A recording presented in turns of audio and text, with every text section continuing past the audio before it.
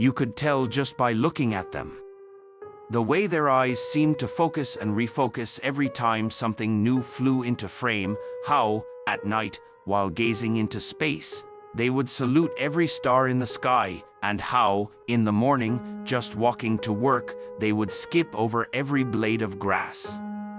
You could tell when someone had reached the summit of Devil Hill, it was as if they knew something you didn't, as if they were all laughing at the same inside joke.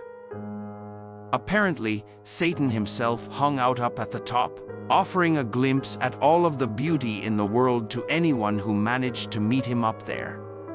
He did this because he knew most people wouldn't manage the climb, and he found it very amusing to watch them scream their way to the bottom. Devil Hill was a lot more like Devil Cliff, and all of the beauty in the world couldn't save those climbers. I knew this too. Frequently, I would come out to the surrounding mountains to paint a landscape, only for my painting to be spoiled by a rotten corpse, carrying the same easel I carried, harboring the same hunger in its eyes, tainting my greens and blues. But sometimes I would paint anyway. The bones obstructing the foreground intrigued me. Were these the bodies of painters who were simply hungrier than I was?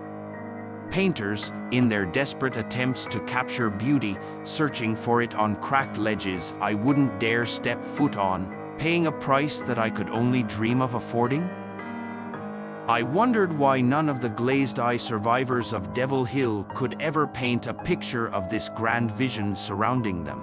Why only blacksmiths and carpenters ever made it to the top, never poets. I had to know.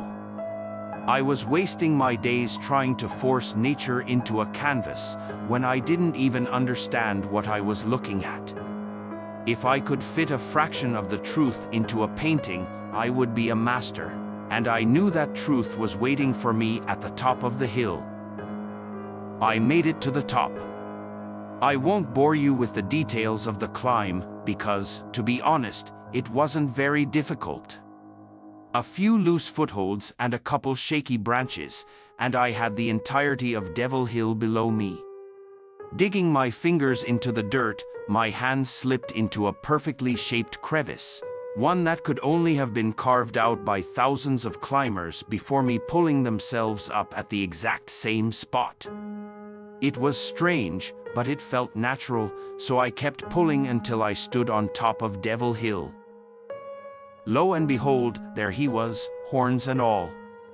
He introduced himself, remaining very polite the whole time, a plastic enthusiasm in his voice usually reserved for weddings and graduations. Without much of a show, he offered to show me all of the beauty in the world, as promised. And, of course, I triumphantly accepted. I had just climbed Devil Hill, after all. He opened his bag, and there it was. I listened to the stories of every ant ever crushed underfoot. I watched the sun boom into existence. As the heat unfolded over a rocky earth like sugar dissolving in water, I stood on top of Devil Hill, and I watched the grass grow. I watched every star in the sky stare right back at me and salute. I could see everything, every painting, every rooftop, every first kiss, and every last one. Everything was beautiful. I jumped,